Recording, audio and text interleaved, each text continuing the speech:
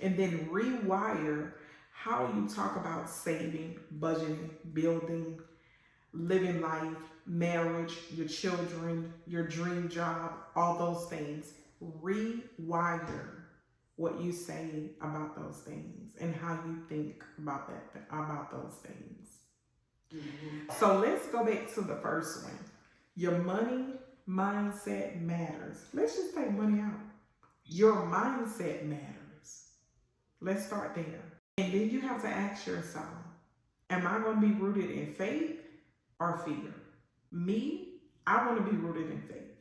I don't want to live in fear.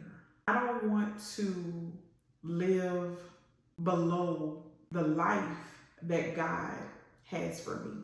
Everything that He has for me, I want it. I want to obtain it because the word also says He will not withhold no good thing from me. Now, He may delay some things, but that doesn't mean that He's denying you of that. It's just that what right, it's just a delay. It's kind of like what you think about, that like things that you think about that you want for yourself. God is like, quit thinking small. You're thinking so small. And that's why He doesn't give us what we want. He gives us what we need. Man. And I thank God for that every single day.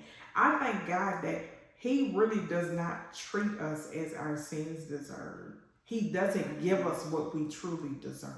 Absolutely, Tanya, delay is not a denial. So think about that. Even when you stumble, because we will stumble on this journey, I want you to remind yourself that I'm living in faith. I'm not living in fear. Put it, like I said, put it on a sticky note. Put it on the mirror. I'm living in faith. I'm not living in fear. Okay? All right. So, A is for accountability and action. Accountability and action. Because we know faith without works is dead, right? So we're going to come from Ecclesiastes 4 and 9. Accountability and action. So you're not meant to walk this journey alone. That is why we have the Raindrop community. That is why we meet every other Wednesday to pour into each other. Because it wasn't meant for us to do it by ourselves. We are each other's accountability partners.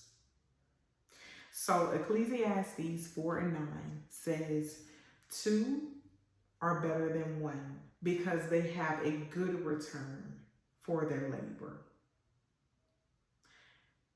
I say this a lot at work. 2 heads are better than 1.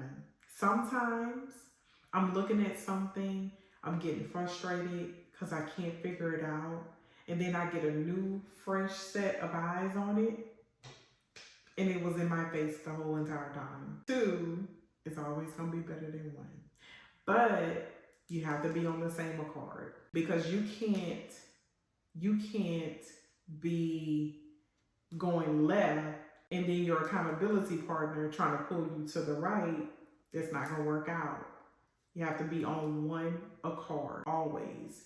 Friendship, relationship, marriage, partnership, one accord. 2 is better than 1. So who is holding you accountable to your financial and spiritual goals? Who's doing that? Who's that person in your life that's holding you accountable for your financial or spiritual goals? It's me. Monica said you, me, yes, me. That is what we are, yes, in your self-time, because let me tell you, we're not together all the time, right?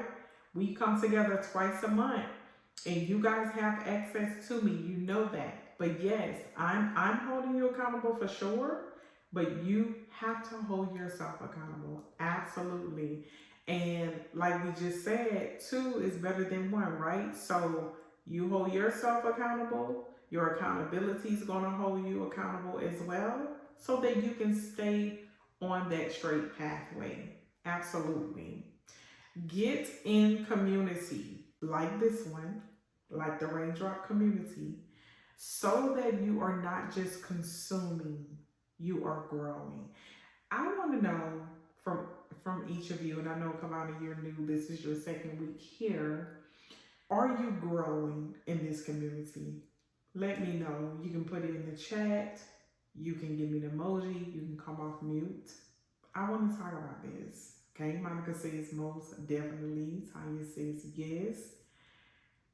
I always have to, and I ask you guys this every now and then. We'll just kind of like have like a heart to heart, and I always like to check in to make sure that I'm still showing up for you and I'm doing what I need to do to hold you accountable and keep you accountable, right? Yes, I love that, Monica. I plant the seed, you have to water it. Absolutely. That's a perfect analogy. Thank you so much. And I mentioned this at the very beginning. Jada said, yes, I am more financially responsible. I am also more intentional with my time with God. When I say that more intentional with your time with God is priceless, because if you do that part, then everything else is just going to come together. Yes, yes, absolutely.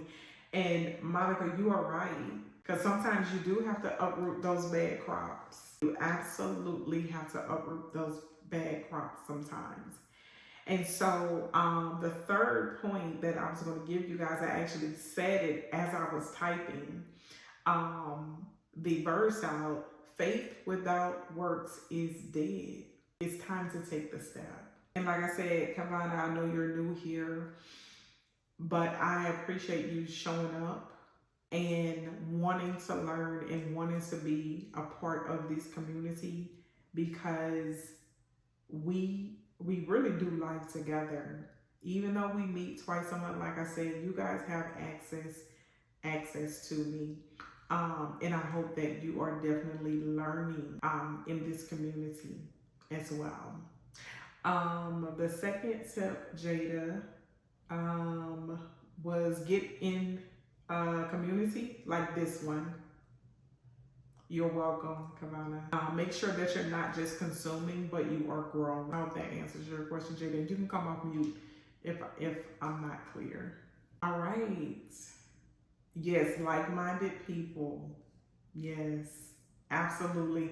Kavana, I like that. You're just trying to harvest with wisdom. That's another thing that I consistently ask God for. Wisdom. Because we need it every day, and every decision that we have to make, we need it. I wholeheartedly agree with that. So we are going to move on to C. And C is consistency over chaos.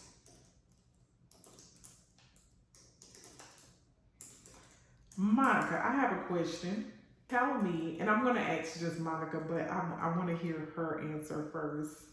When you hear the word consistency, tell me, what is the first thing that comes to your mind? Keep doing it. Keep doing it. I like Don't that. stop. Yeah. Yes, keep doing it. Keep going. What about you, Jada? I'm kind of piggybacking off of Monica. You do the same thing. You do it repetitively. Yes. And you, like, it's kind of like second nature or second language, because you do it so much. Yeah, it's like a sixth sense, right? Absolutely. I agree with that. Kavana, what comes to mind when you hear the word consistency? Yes, absolutely. Absolutely. That aligns directly. And Tanya, you can put it in the chat or you can come off mute. But I would like to know what comes to your mind when you hear the word consistency. When I hear the word consistency, the first thing that comes to my mind is practice. Yes, Tanya said repetitive. Practice. Because I think You know how your parents used to always tell you practice makes perfect? And we're never going to be perfect on this walk. But because of the God that we serve, if we're consistent and we're obedient and we surrender, I promise you, He will make all things new. So when I think about that, I just like the first word or thought that comes to my mind is practice, because I always think practice makes perfect.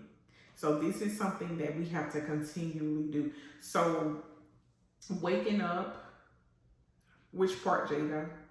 He said repeat that. Which part? You were saying because of the God we serve. Oh, because of the God that we serve, right? So as long as we are consistent, as long as we are obedient, as long as we surrender to Him, He will always make all things new for us.